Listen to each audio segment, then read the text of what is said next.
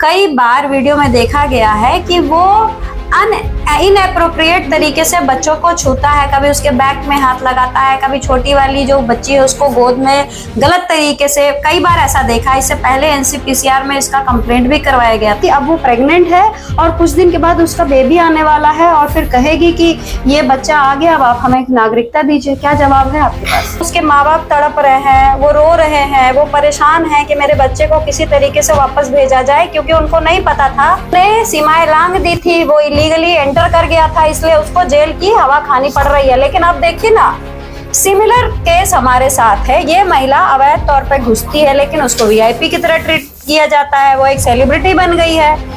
उसके जो 4 बच्चे हैं, सीमा हैदर के जो 4 बच्चे जो वो लेकर आई है। देखिए, सरकार अपने विषयों को लेके बहुत क्लियर है। उनको प्रेगनेंसी का फायदा, चाहे वो प्रेग्नेंट हो सचिन से या किसी और से, भारत में नागरिकता मिलना, जब तक केस चलेगा तब तक वो वापस उनको रिपोर्ट नहीं किया जा सकता। इसी कानून का फायदा उसके वकील एपी सिंह ने भी लिया।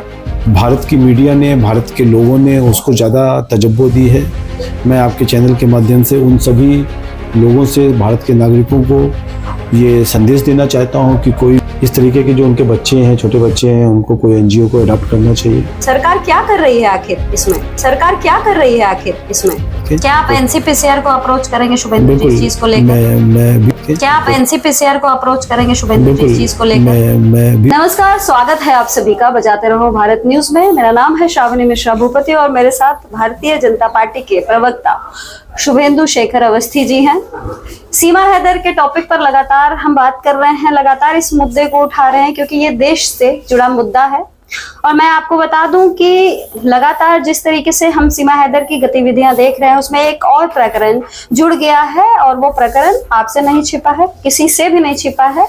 जी हाँ, उसकी प्रेगनेंसी की बात हो रही है, उसके कंसीव हो जाने की बात हो रही है। और ये भी कहा जा रहा है कि ये सब स्वांग रचा जा रहा है बस इसलिए ताकि उसको नागरिकता मिल सके, क्योंकि एक बार वो कहेगी कि सचिन का बच्चा आ गया है तो अब मुझे नागरिकता चाहिए। तो इस पर हम एक बार भाजपा की तरफ से भी स्टेटमेंट ले लेते हैं, क्योंकि अभी तक क्या कुछ रहा अभी तक हमें नहीं पता, क्योंकि एक के बाद एक दिन जो है बढ़ते जा रहे हैं लेकिन रिजल्ट कुछ नहीं आ रहा है। शुभेंदु जी, आपका बहुत बहुत स्वागत करूंगी। सवाल आपने सुन लिया, क्या सवाल है सीमा हैदर को लेकर? जिस तरीके से अभी तक कुछ भी नहीं हुआ, अब मामला यहाँ पहुंच गया है कि अब वो प्रेग्नेंट है और कुछ दिन के बाद उसका बेबी आने वाला है और फिर कहेगी कि ये बच्चा आ गया, अब आप हमें नागरिकता दीजिए। क्या जवाब है आपके पास? श्रावणी जी, सबसे पहले भारतीय जनता पार्टी को दिल्ली में प्रचंड बहुमत से जीतने के आपके सहयोग को भी धन्यवाद। आपने भी बहुत सारी स्टोरीज करी, जनता को बताया, जनता के विचार हम लोग तक पहुंचाए। हमने उन विषयों पे काम किया और सफलता प्राप्त की। जहां तक सीमा हैदर का विषय है, प्रेगनेंसी और प्रेगनेंसी होने के बाद भारत की नागरिकता, ऐसा कोई कानून नहीं है। और यदि वो प्रेग्नेंट होती हैं या नहीं होती हैं उससे कोई फर्क नहीं पड़ता। भारत में नागरिकता मिलना ये सरकार के ऊपर डिपेंड करता है। और चाहे वो प्रेग्नेंट हो सचिन से या किसी और से, इस पे उनको प्रेगनेंसी का फायदा नहीं लेने दिया जाएगा, ऐसा मेरा मानना है। शुभेंदु जी, चलिए हम मान लेते हैं इस चीज को, लेकिन बताइए। हम मान लेते हैं इस चीज को, लेकिन आप देखिए ना कि लगभग 21 महीने हो चुके हैं सीमा हैदर को भारत में आए हुए, इलीगली घुसे हुए। उसके ऊपर अभी तक कोई एक्शन नहीं लिया गया। आप कहते हैं कि हम जैसे ही आई हमने उसको जेल में बंद कर दिया गया, वो बेल पर आउट है, कोर्ट का जुरिस्डिक्शन है। लेकिन इसी बीच एक नया प्रकरण होता है। एक लड़का है बादल बाबू जो अलीगढ़ का है, वो लगातार इसके लाइव शोज देखा करता था। उसके मन में इच्छा जाहिर होती है कि मुझे भी सीमा हैदर जैसी बीवी चाहिए। इसको लेकर वो एक दिन ये जानकारी मिलती है कि वो बॉर्डर लांघ के पाकिस्तान पहुंच जाता है और 2 महीने पहले यानी 23 दिसंबर को उसे पाकिस्तान की पुलिस पकड़ लेती है, उसको बंद कर दिया जाता है। और वो पहली पेशी में जब आता है तो कहता है कि मैंने अपना धर्म परिवर्तित कर लिया है, अब मैं मुसलमान हो गया हूं और अब मैं पाकिस्तान से नहीं जाऊंगा। तो कहीं ना कहीं जो हमारे देश के युवा हैं, हमारी युवा पीढ़ी है, उसके ऊपर भले गोला बम बारूद से आक्रमण ना किया जा रहा हो, लेकिन ये भी तो एक तरीका है ना हमारे भोले भाले युवाओं को फंसाने का तरीका, और सीधे पाकिस्तान में जाके उनका धर्म परिवर्तित करवाना, ये कहना कि अब ये वापस नहीं जाएगा। तो ऐसे ऐसे करके न जाने कितने बादल बाबू जैसे लोग प्रोजेक्ट होते रहेंगे। सरकार क्या कर रही है आखिर इसमें? देखिए, सरकार अपने विषयों को लेकर बहुत क्लियर है। उन्होंने एक नागरिकता कानून बनाया हुआ है।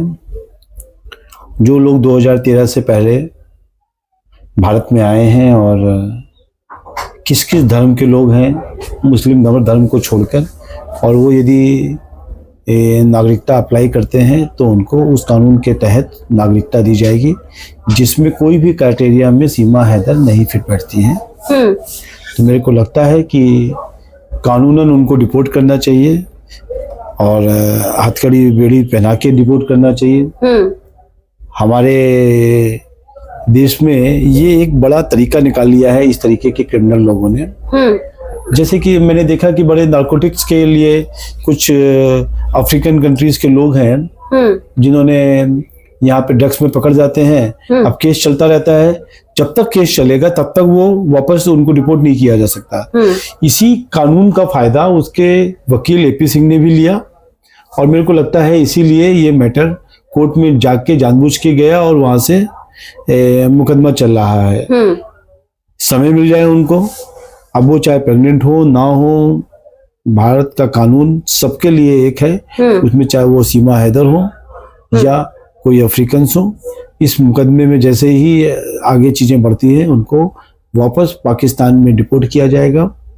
और मतलब आपके कहने का मतलब ये है कि जितने केस जुड़ेंगे सीमा हैदर के साथ उतनी ज्यादा अवधि इसकी बढ़ जाएगी भारत में रहने को लेकर। भाई, जब तक ये कानून है, जब तक केस चल रहा है, तब तक आप रिपोर्ट नहीं कर सकते हैं, और इसी का फायदा वो उठा रही है।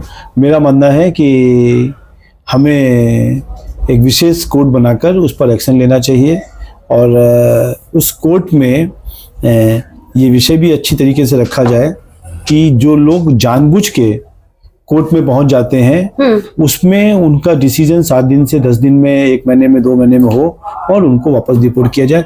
इतना लंबा ये सब चीजें नहीं चलनी चाहिए, मेरा मानना है। बिल्कुल, लेकिन अभी जिस तरीके से अभी स्थितियां जैसा कि आप देख रहे हैं कि इस महिला के आने के बाद बहुत सारी ऐसी गतिविधियां हो रही हैं जो नहीं होनी चाहिए, क्योंकि आप सरकार से जुड़े हैं, आपके पार्टी की सरकार केंद्र में है। तो ये जो मामला, जो अभी बादल बाबू का जो मामला अभी नया सामने आया है, वो 20-21 साल का, हम तो बच्चा ही कहेंगे, कि वो उसके माँ बाप तड़प रहे हैं, वो रो रहे हैं, वो परेशान हैं कि मेरे बच्चे को किसी तरीके से वापस भेजा जाए, क्योंकि उनको नहीं पता था कि एक सीमा हैदर जो भारत में है, ऐसे ही कितनी सीमा हैदर जो है पाकिस्तान में है। सना रानी करके वो महिला थी जिसने उसको अपने झांसे में लिया, और वहां पहुंचते ही वो सीधे कहती है कि मैं तो जानती नहीं इसको, ये बादल कौन है और मेरा इससे कोई रिलेशन नहीं है। लेकिन क्योंकि वो बॉर्डर क्रॉस कर गया था, क्योंकि उसने सीमाएं लांघ दी थी, वो इलीगली एंटर कर गया था, इसलिए उसको जेल की हवा खानी पड़ रही है। लेकिन अब देखिए ना, सिमिलर केस हमारे साथ है। ये महिला अवैध तौर पे घुसती है, लेकिन उसको वीआईपी की तरह ट्रीट किया जाता है, वो एक सेलिब्रिटी बन गई है। तो कहीं ना कहीं हमारे देश के, हमारे सरकार की कहीं ना कहीं कमियां तो दिख रही है ना शुभेंदु जी, वो क्या रहा है इस पे? देखिए, फिर से कहूंगा, समय का इंतजार करिए, कोर्ट से मुकदमा खत्म होगा और वो जेब वापस जाएंगे। हमारे यहाँ देर है पर अंधेर नहीं है। उनके विषय भी लिए गए, और भारत की मीडिया ने, भारत के लोगों ने उसको ज़्यादा तवज्जो दी है। मैं आपके चैनल के माध्यम से उन सभी लोगों से, भारत के नागरिकों को ये संदेश देना चाहता हूं कि कोई भी इस तरीके से पाकिस्तान ना जाए, कानून ना तोड़े, अपने देश में रहे। और वहां से भी कुछ लोग यदि यहाँ पे आते हैं कानून तोड़ के, जैसे सीमा हैदर आई है, उनके ऊपर इमीडिएटली एक्शन हो, ऐसा मेरा मानना है। एक आखिरी सवाल लेना चाहूंगी, क्योंकि ये विषय अगर नहीं लेती हूँ तो पूरा नहीं होगा। उसके जो 4 बच्चे हैं, सीमा हैदर के जो 4 बच्चे जो वो लेकर आई है, कहीं ना कहीं उन बच्चों को उनके भविष्य के साथ जोड़ के देखा जा रहा है, क्योंकि आप ही बता रहे हैं कि इलीगली एंट्री है तो सिटीजनशिप नहीं मिल सकता, और सिटीजनशिप जब सीमा हैदर को नहीं मिलेगा तो 4 बच्चों को कैसे मिल सकता है। तो उन 4 बच्चों का भविष्य तो गर्त में है ही, साथ में अभी लगातार देखा जा रहा है कि उसकी जो बच्चियां हैं, उन बच्चियों के साथ कई बार देखा जाता है कि जो सचिन है, जो सीमा हैदर उसको अपना पति बताती है कि भारत में ये मेरा लीगल हस्बैंड हो चुका है, कई बार वीडियो में देखा गया है कि वो इनएप्रोप्रिएट तरीके से बच्चों को छूता है, कभी उसके बैक में हाथ लगाता है, कभी छोटी वाली जो बच्ची है उसको गोद में गलत तरीके से, कई बार ऐसा देखा। इससे पहले एनसीपीसीआर में इसका कंप्लेंट भी करवाया गया था, मैंने ही किया था, उसके बाद उस पर सख्ती दिखाई गई थी। लेकिन सख्ती दिखाने के बावजूद जब 4-5 महीने गुजर जाते हैं फिर वही चीजें शुरू हैं। तो बच्चों के साथ अगर ऐसा कुछ हो रहा है शुभेंदु जी, तो इमेज तो हमारे देश की खराब हो रही है ना, कि भारत में बच्चियों के साथ किस तरीके से दुर्व्यवहार होता है, और वो भी कैमरे के सामने। हमारा कहना है कि ये इस तरीके के जो उनके बच्चे हैं, छोटे बच्चे हैं, उनको कोई एनजीओ को अडॉप्ट करना चाहिए, या पाकिस्तान के किसी एनजीओ को भेज देना चाहिए, या उनके कोई रिश्तेदारों को दे देना चाहिए। यदि हमको लगता है कि खुद सचिन से उनके बच्चों को खतरा है या कोई सेक्सुअल असॉल्ट हो सकता है, तो उस पर निगरानी रखनी चाहिए। और कौन निगरानी रखेगा? एनसीपीसीआर को हम क्या दोबारा से अप्रोच कर सकते हैं? बिल्कुल करना चाहिए, और हम भी बोलेंगे कि उन बच्चों की रक्षा के लिए, उन बच्चों के, देखिए बच्चों का कोई दोष नहीं है।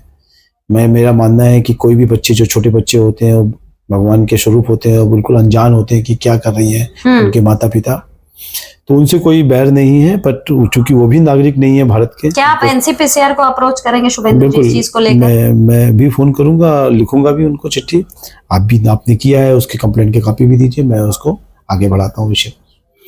चलिए, तो हमें एक पॉजिटिव जो बात शुभेंदु जी की तरफ से मिली है कि उन 4 बच्चों के लिए अब कदम बढ़ाएंगे, और क्योंकि उन बच्चों को इस तरीके से प्रोजेक्ट किया जा रहा है, या हम लोग खुद देख रहे हैं कि वो बच्चे जो हैं they are not in a safe hand, तो उसके लिए हम अब आगे सोच सकते हैं कि शुभेंदु जी अपनी तरफ से कुछ करेंगे। तो फिलहाल इसी का हम वेट करते हैं, देखते हैं क्या कुछ रहेगा। फिलहाल आप मुझे और शुभेंदु जी को दीजिए इजाजत। नमस्कार।